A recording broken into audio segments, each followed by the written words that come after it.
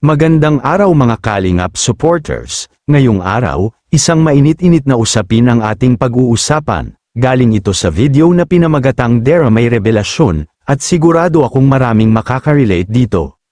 Sa video na ito, inilabas na ni Dara ang kanyang saloobin, isang revelasyon na talaga namang tumagos sa puso ng maraming sumusuporta sa kanya.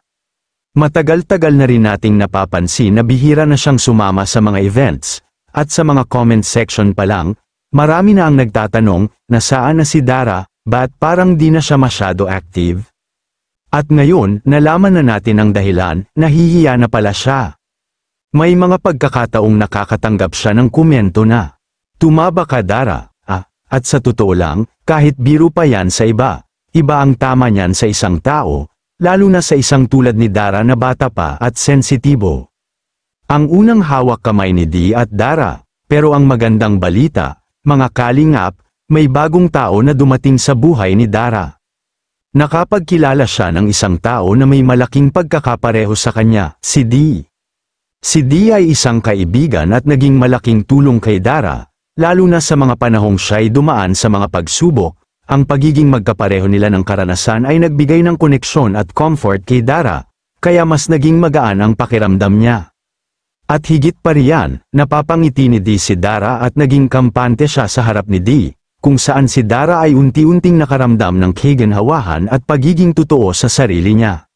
Dahil humanga si Kalingap kay Dara.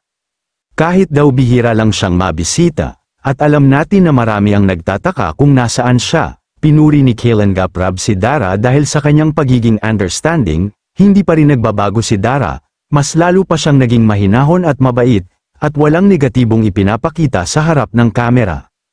At ngayon, may mensahe si Dara para sa mga bagong tuklas na beneficiaries ng Kalingap program.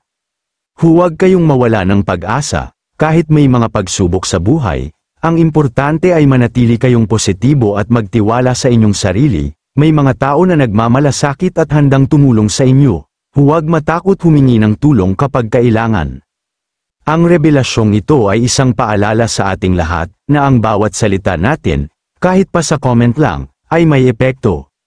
Si Dara, na kilala natin bilang masayahin, palangiti, at inspirasyon sa marami, ay isa ring tao, may damdamin, may insecurities, at gaya ng marami sa atin, nakakaranas rin siya ng mga sandaling gusto niyang umiwas, magtago, at manahimik. Ngunit sa tulong ng bagong kaibigan, si Dee, at sa kanyang Kalingap family, natutunan niyang tanggapin ang sarili at lumaban muli. At ang kagandahan nito, napasaya ni Dee si Dara, at ngayon ay mas kampante siya sa sarili. Kaya kung ikaw ay isa sa mga tunay na sumusuporta kay Dara, iparamdam mo sa kanya na hindi siya nag-iisa, mag-iwan tayo ng positibong mensahe, yakapin natin ang kanyang katapangan sa pagbubukas ng damdamin, at ipakita natin na mahal siya ng kanyang Kalingap family. At para kay Dee, salamat sa pagiging sandalan at comfort sa buhay ni Dara.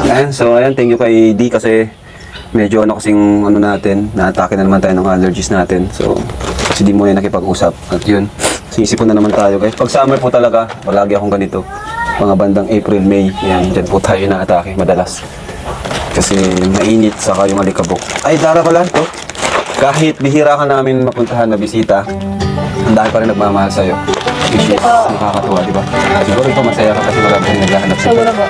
Iba pa rin talaga. Kasama yung marami nagmamahal sa'yo. Thank you po sa inyo. Para at least Ayan kahit po, pa paano, sa mga event ng Kalingap, nandun ka rin kasi ang daming gustong makakita ulit sa'yo. Nababasa ko nga sa comment. Nagre-request sila na mag-vlog na daw kay Dara. Pero maliban dun sa reason mo na yun, wala ka na bang ibang reason? Yung totoo lang. Ang totoo kasi, nahihiya ako pag napunta ako ng, kunyari may mga events sila Kuya Rab, nag-invite si Kuya Rab. Napalaman naman ako kay Kuya Rab na minsan ako nakapunta kasi nahihiya ako kasi kapag nakikita ko, pag nakakasama ko sa mga video-video ganyan, tapos may nababasa ako sa comment, tumaba ka, ganyan. Kaya yun, parang di na lang ako minsan pumunta, ganyan. Just a piece of advice lang, yung mga nagbabody shame sa'yo, pwede mo yun i-ignore na lang, wag mo na lang isa puso yung mga sinasabi nila kasi kahit anong kumakain kayo ba, may masasabi ang tao, okay lang yan.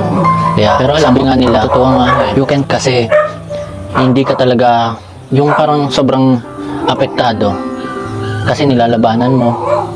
Kahit ganun, ang daming nasasabi nila sa'yo. Hindi ka rin naman ganun kataba eh. Sa totoo lang, hindi ka ganun kataba. Salamat. Kumbaga, healthy ka. Thank you kasi ngayon ako nakarinig ng ganyan. Madalas mo na siguro ngayon maririnig na mga advice or kailangan mo ng kausap, tapos wisdom, and mag-share na rin sa'yo. Parang ang dami mo alam. Ganun ba? Maraming salamat mahilig rin po kasi sa ako inyong magbasa. panunood. Huwag kalimutang i-like at i-share ang video na ito para mas maraming makarinig ng kwento ni Dara at Dee. At kung ikaw ay isa rin sa mga pinanghihinaan ng loob, tandaan mo, may mga tao pa ring handang umunawa at magmahal, gaya ng ginagawa ng Kalingap family.